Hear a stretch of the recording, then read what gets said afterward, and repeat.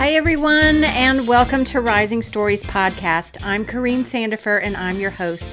In this podcast, I interview a business owner or author, and we talk about everything from business tips to books that we love to read to all the little things in life that make our stories unique. So grab a cup of coffee or a glass of wine and listen to these amazing stories from women of all walks of life. And hey, would you mind doing me a big favor? Would you tell a friend about this podcast? It's my hope that by listening to these stories, other women will feel empowered to live out and rise in their own story. Have you heard about the movement called One Word 365? It's where you choose one word that will carry you throughout the year. Maybe a word that has meaning and you want it as a foundation for 2017. For the past 3 years, I've chosen one word that gives me purpose and one that grounds me to my goals for the year.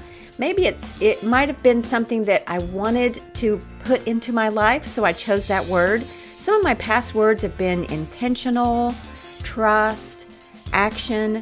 There are all kinds of words that you can choose from. But guess what? Today, my guest is the founder of One Word 365, Alece Ronzino. She and I chat about choosing a word and what that brings us each year. And we just talk about everything from Nashville to her working with nonprofit organizations and our favorite restaurants here in Nashville. I know you're going to really enjoy listening to her and what she has to say about the One Word 365. And so here is my conversation with Alece. I thought about you when I started this podcast, and I was like, oh, I need to get her on this show before the new year. But it didn't happen. Life happens. It's okay. Life happens, and we didn't get it on the books, and it was crazy, and then the holidays, and I thought, well, I'll get it as soon as I can in 2017, and here we are. It's already 2017. So because you have this, it's like, what do you call it? Is it a movement that you've started? I always call it my passion project, but it has kind of become a movement. It has. Yeah. A lot of people are doing it, and there are different, sections of people that are doing all this, like one word. But yours is called One Word 365. One Word 365. Oh. And the idea is choosing one word to focus on for the entire year. People that are starting out the year, and it's kind of encouraging people to scrap that list of resolutions that you're not going to remember this time next month anyway, and instead kind of simplify it into less about what you want to do or accomplish this year and more about who you want to be. So what is one word that sums that up, and choosing that to be your compass as you make decisions throughout the year, or as you're, considering other goals that you might set along the way. That it would all kind of go through the filter of this one word that you're setting your course by for 2017. Yeah, I love that. What have been your words? What have been your words in the last, like, when did you start it? Has it been? I started this in 2009. 2009. And words that I've had over the years has been everything from enough, which was a challenging one, like recognizing my own value and enoughness all on its own, like without needing something else and not being tied to a career or a man or anything else, like just my enoughness. Last year, my word was badassery. Yeah, I remember that. Which was challenging and inspiring and got me to do things that I would normally not have done. And those things didn't necessarily end with me feeling like all victorious and like, man, look at what I just did. And recognizing that the reward for risk is usually just the risk itself, like the action of being willing to put yourself out there or to brush yourself off and get back in the ring regardless of outcome. And so my word for 2017 is unapologetic. By nature, I'm an apologizer. I say I'm sorry way too much. And I've known that for years. And this is the year I've decided to work on that. I want to own my stuff when it's my time to own it, but I don't need to say I'm sorry just to make peace or throw myself under the bus or apologize for things that aren't worth apologizing for. Like, that's my intention for that this year. Yeah. I heard or read something. Somebody had either they had that word or they were talking about that word where they were saying, I'm not going to say I'm sorry anymore. I'm going to say, hey, thanks for waiting on me because I was late. That's such a different, swing on it. Such a different swing on instead of apologizing to say, thanks for waiting. Thanks for, I don't know. She had all these different things. And I thought, that's really cool. Not just over apologizing for things. I'll have to hit you up for a link to that later because I could use that. Yeah. I need to read all that I can about this. Yeah. Do you have a word for 2017? I haven't chosen a word yet. I'm so slow. Last year you asked me again and I was like, last year my word was trust. Yeah. No. The year before was trust. Last year was intentional. Oh, yeah. And I really liked that word. I was very intentional on what, spending time with family, intentional about spending, my money, where I was going to spend my money and my time and my efforts. So I really, even in your business, I saw you being extremely intentional. Yeah. So I really liked that word. But the word before that, I think the greatest impact on my life with your one word 365 was trust. It was the year, it really has changed me and I still use that word whenever I need to. And because I decided to do a thing called the trust factor, like the trust test. It's called the trust test. That's what I called it. So I was trying to move my mom to Nashville. I'm an only child and she lives in Fort Worth. She's older. She's getting older and she lives alone. And I was like, Mom, I need to move you here. And she was like, well, I'm not sure. And there was just some, logistics that we couldn't help that, wasn't kind of meshing and it wasn't following the way I wanted it to fall. And I just thought, do I just need to trust here? Do I need to trust that God has her? Do I need to trust that she's doing what she needs to do for her life until I need to step in? Am I just not trusting? Right. The way that things should go. And so I kept using that. That was my first revelation that happened early on in the year when I had the word trust. But then after that, I just kept using it, I'm just going to trust, that everything goes well. I married off a daughter this past July. And so I was like, with all the plans, I'm like, I'm just going to trust that the day is going to be good. And the weather's going to cooperate. And it did, and it was great. So those have been my words. Awesome. Yeah. So, but yeah, you've been doing it for a long time, 2009. And have you been here in Nashville that long? When did you move here? No, I moved to Nashville in 2011. I had to do some mental math there. Yeah. Okay. 2011. Because when I think about you, aside from this movement that you've started, which I guess it's all together, but I think of you as this amazing businesswoman. I mean, you have been you came, I met you, I think you'd been here a week. Yes. And you had some obstacles in your life that just had happened and you moved to Nashville. I don't think you knew very many people.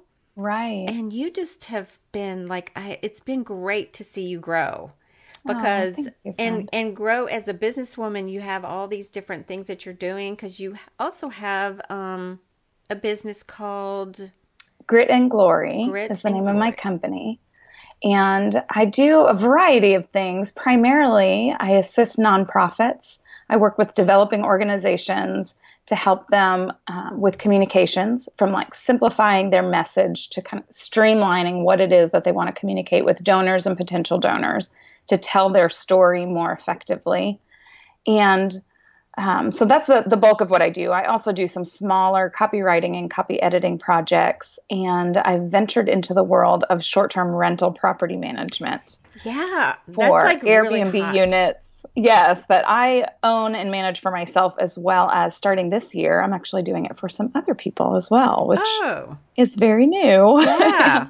So like, Yeah. yeah, you like bought a house and like in the Yeah. last few years that you've been here, you like bought a house and then you've rented that, you bought another house and Yes. rented that So I rent out. out some rooms in my own house. I own another rental property here in Nashville. I've been running Nashville Tiny House for the past 2 years. And yeah, it's been quite the adventure. Not anything I ever even anticipated getting into, and yet something that I've found myself enjoying more than I would ever have expected.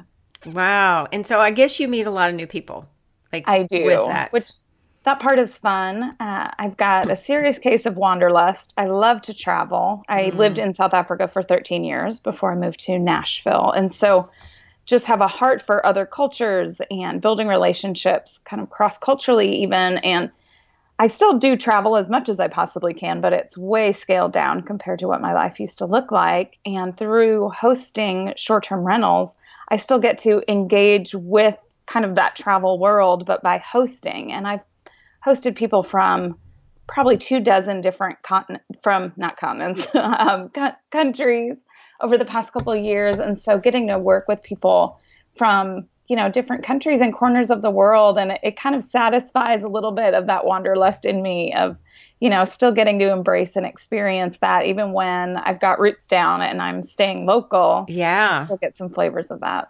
Oh boy, do you have roots here. That's really cool that you have started all these businesses.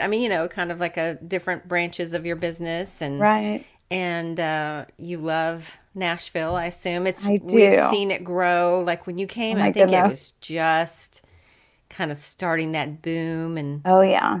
growing like crazy. People are moving here all the time and visiting Yeah. here. So Right. you stay Um, busy with your Airbnbs. I do. Yeah. Yeah, yeah. So, in going back to one word 365, you've seen that grow too because I have. and I saw a big growth to this year, just 2017 so far. Like last year, I think I mentioned to a couple of my groups on Facebook like, "Hey, I'm picking a word," and they were like, "Oh, that's nice for you," Good for you. And now it's like these long threads of people picking words and trying to figure out what word is best for them. And have you seen that grow? I have, and I love that because it seems to have taken on a life of its own and just continues to grow and morph, and like different communities of people, offline and online, are grabbing onto it and kind of turning the movement into what they need in their group or how they typically do things. I mean, there's people all over the internet that I've seen who have made vision boards and have made, Yeah. like, people are so crafty and creative and have made all kinds of things to represent their word. And that's not me at all. I'm not a DIYer in the least. But I look at that and I get so inspired to see how other people have taken this and just kind of wrapped their own DNA around it and made it who they are and embraced it in that way. I think that's fantastic. Yeah. Yeah. Well, when you came to Nashville, did you have Grit and Glory? I did, although it wasn't a business at the time. It was just Okay. the name of my blog. And so that I've been Oh, in the online space with the name Grit and Glory okay. since 2005, which is crazy to me to think that I've been blogging for that Yeah. long. Yeah, But that's a long yeah, time. so I originally had 2005?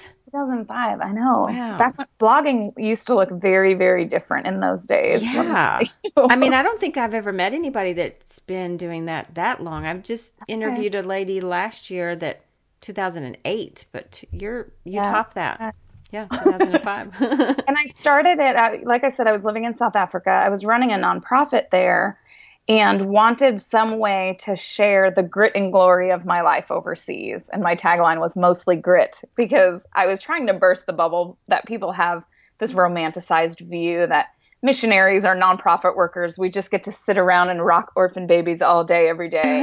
Like, wouldn't that be lovely? But no, I actually stood in line at the post office for 90 minutes today and, worked Right. at my computer, like mostly grit.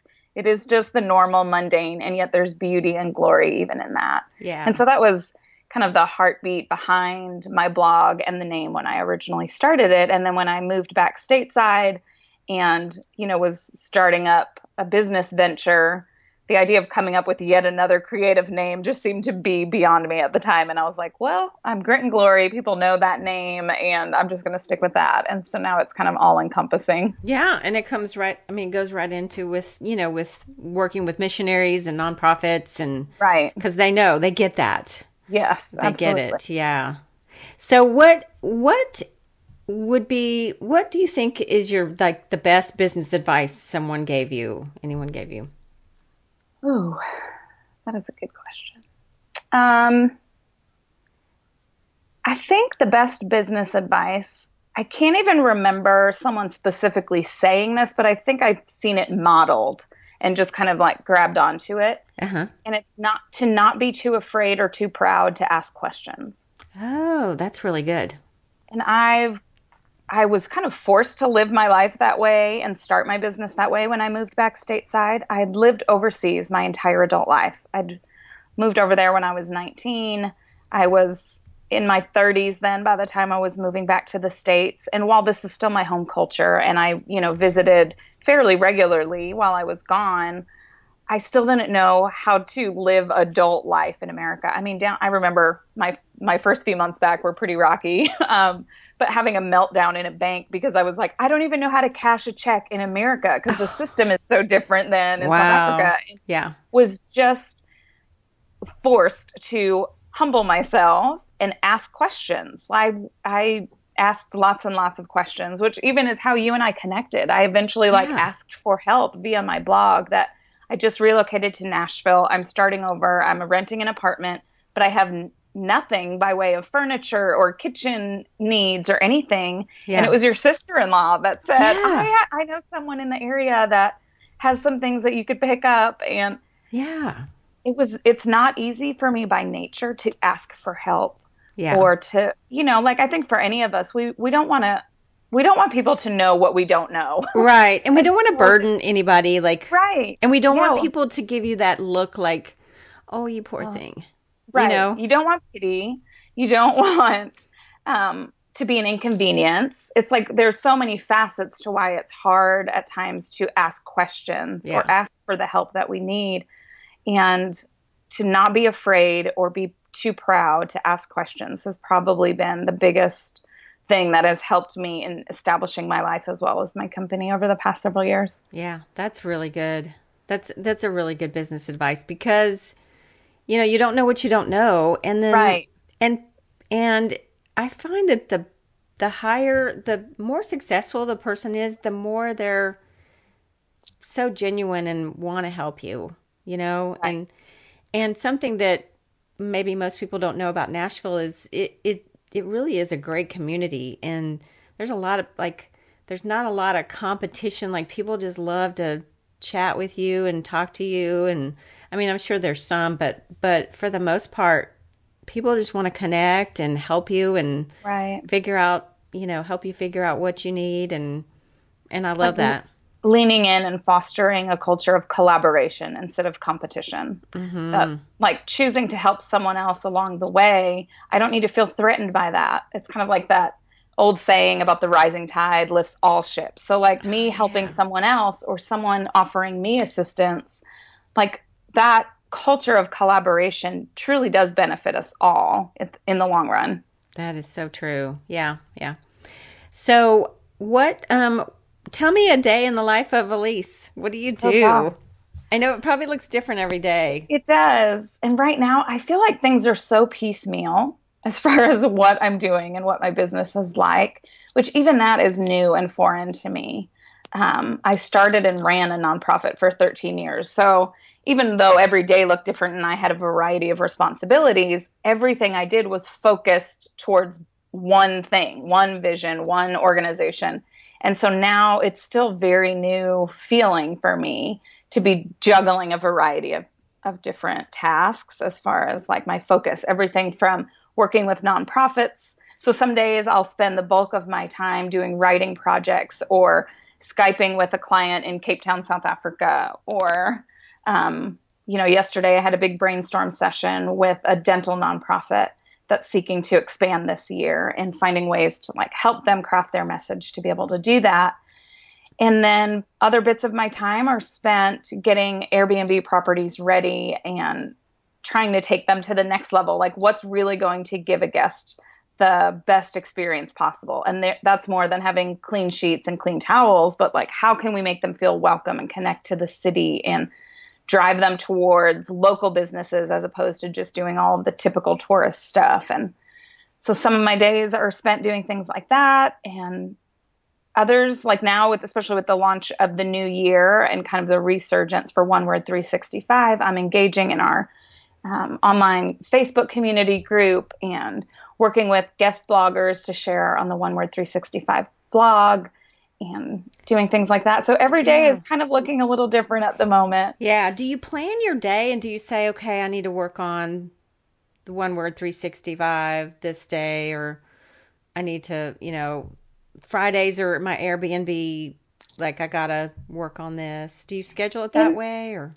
In general, I have tried to do that, but I've found what tends to work best for me is like at the end of the workday, I take a look at my week ahead, like the days that remain, specifically then tomorrow, and just kind of readjust the priorities for tomorrow and set the priority order of like what actually needs to happen tomorrow. And I just kind of set that intention the day before.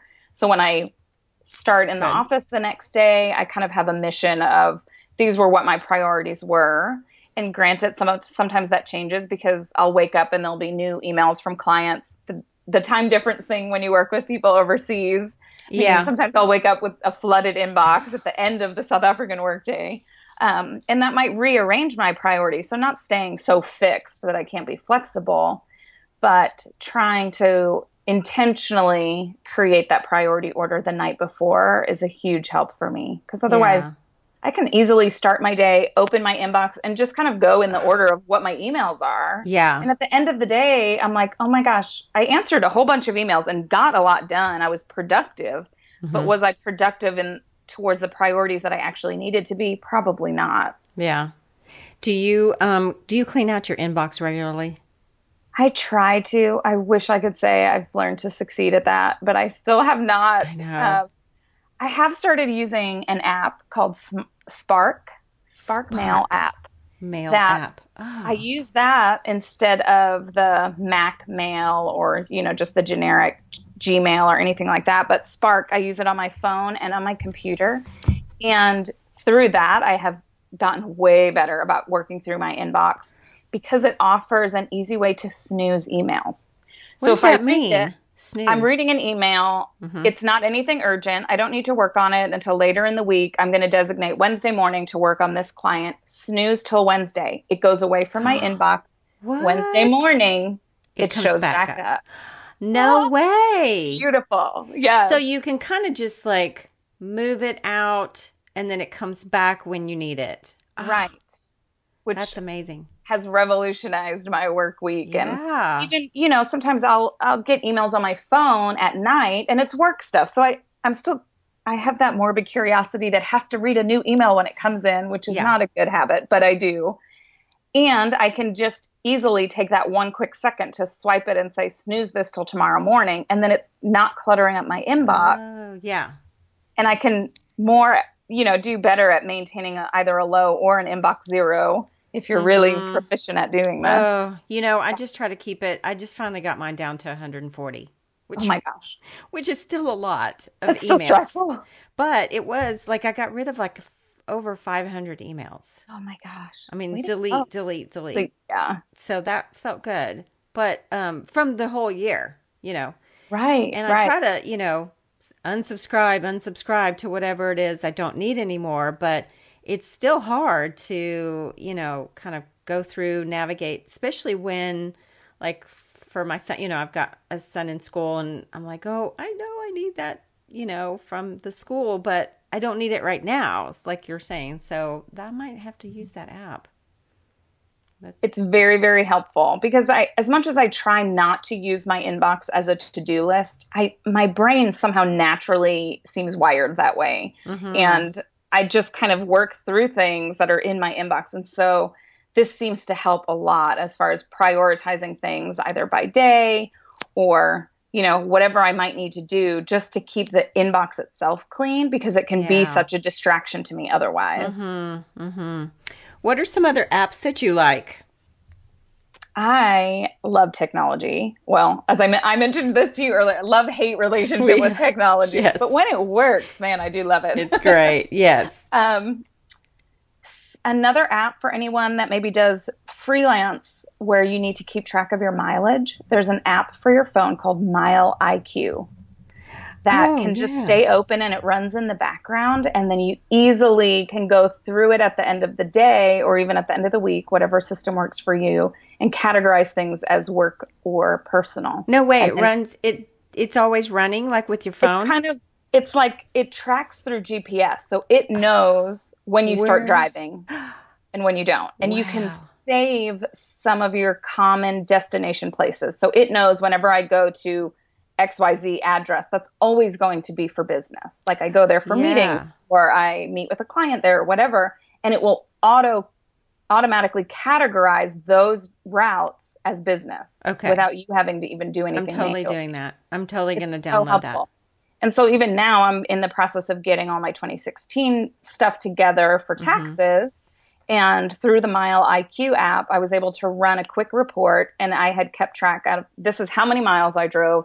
This is this exact number of them that are for business that I am able to show documentation for, which the IRS does require. If you're going to submit business miles, you need to at least be able to back it up.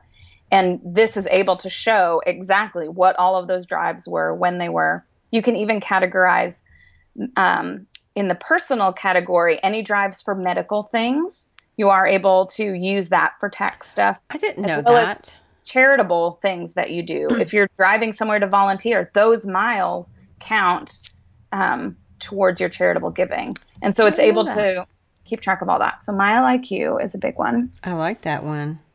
And then another one that's coming to mind for anyone that is an Airbnb host or rents out a short-term rental property, there's an app called Properly. Okay.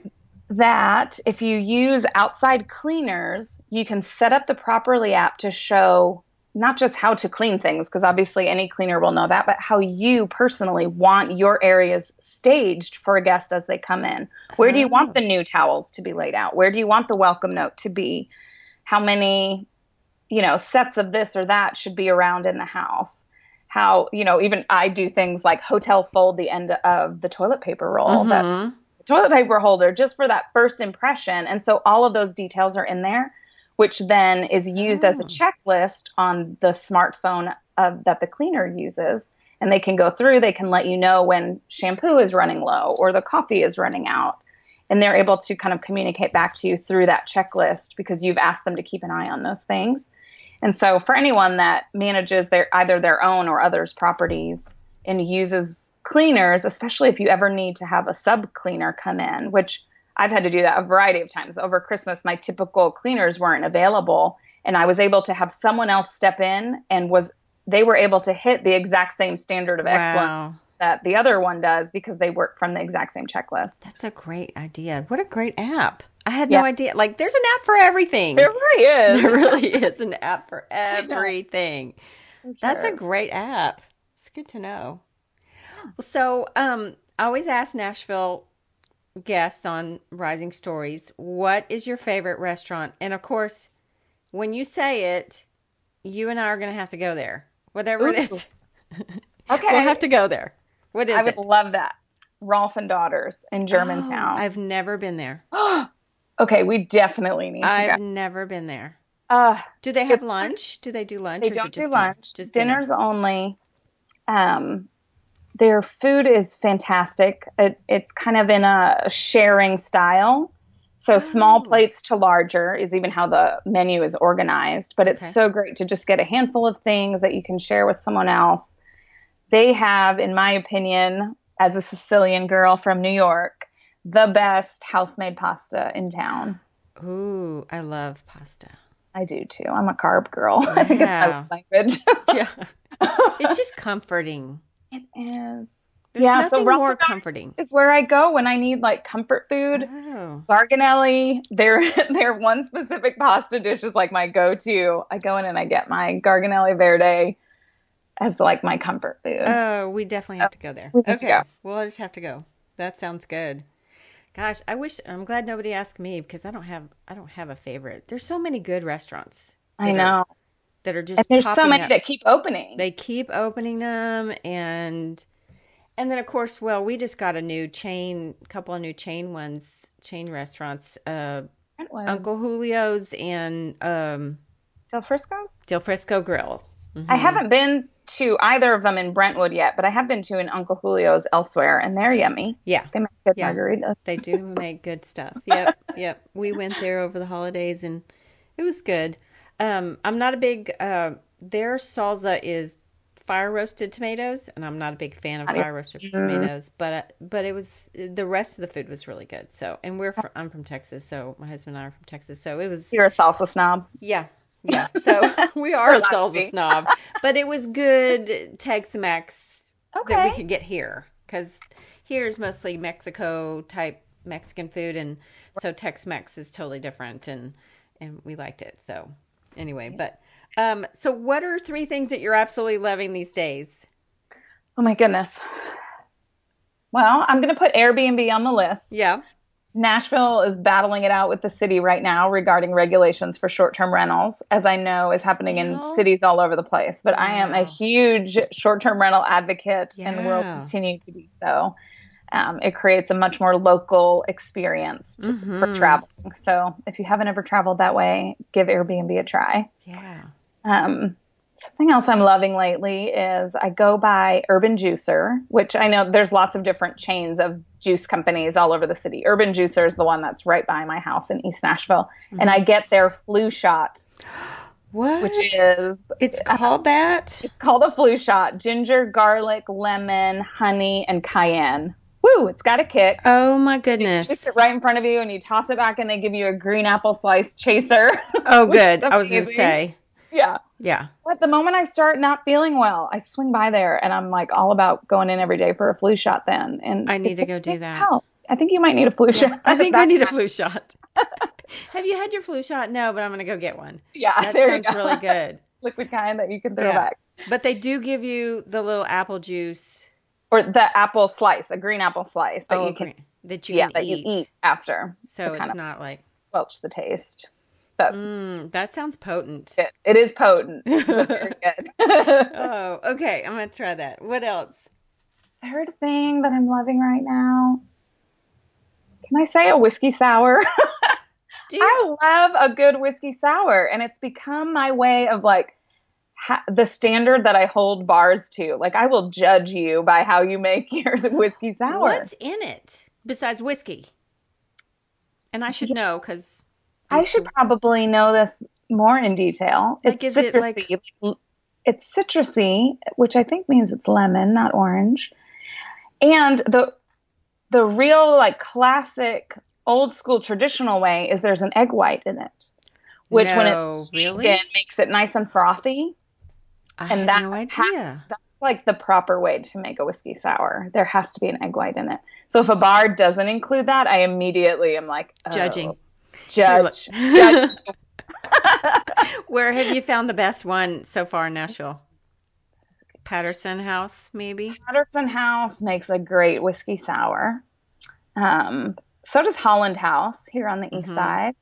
They make a good one. You know, you should do some research in the history of the name Patterson. It has something to do, I remember reading a Nashville history book about... Isn't it the guy who... I don't know if it's... Prohibition in Nashville? Yes. I don't know. Was it James Patterson? That sounds... I think that's... No, that's the author. No, that... Oh. James Patterson's the author. So maybe that's why it sounds familiar. Yeah, there you go. But it was somebody Patterson who did something about prohibition in Nashville. He got some kind of laws passed. So that we may freely drink. So you may have your whiskey sour at Patterson House. In his honor. In his honor. So we'll have to check that out. Next time when we get together, we'll have to do our research and find out about that. But so what are you a reader? Do you like to read? I do like to read. I find myself not reading as much as I used to, which I don't know. I guess I do. I am reading as much, but it's like the social media kind of link over, read an article here, read an article there. Yeah. I don't read books as much, but I'm finishing Brene Brown's Rising Strong at the moment. Uh-huh. I started it last year and then kind of stepped away from it for a little while, and then I'm finishing it now. And I just love all things Brene. Mm-hmm.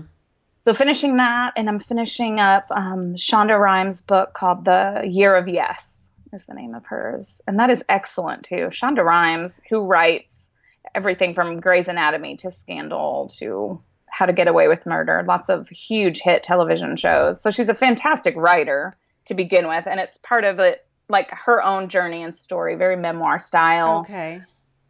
So Year of inspirational. Yes. The Year of Yes. That sounds good. Yeah. Yeah, I'll have to check those out. I've already read Rising Strong, but I have heard of Year of Yes. I'm going to have to check that one out. Yeah.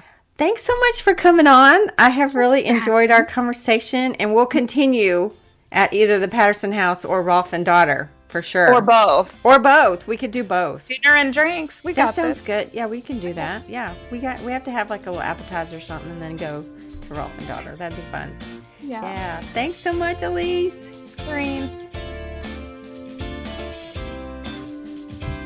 Oh gosh, I can't wait to try that new restaurant she recommended. Are you ready to choose a word?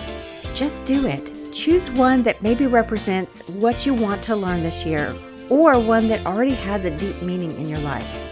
Once you've chosen your word, would you mind sharing it with me on Instagram at Corrine Sandifer? I'd love to hear what word you've chosen.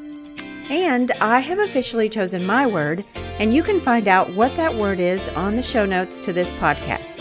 So go to CorrineSandifer.com and click on the Rising Stories podcast page.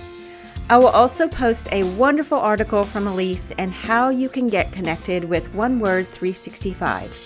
For example, did you know that you can join a group with others who have the same word from all across the country and all across the world? I did that last year, and I really learned a lot about my word and about myself.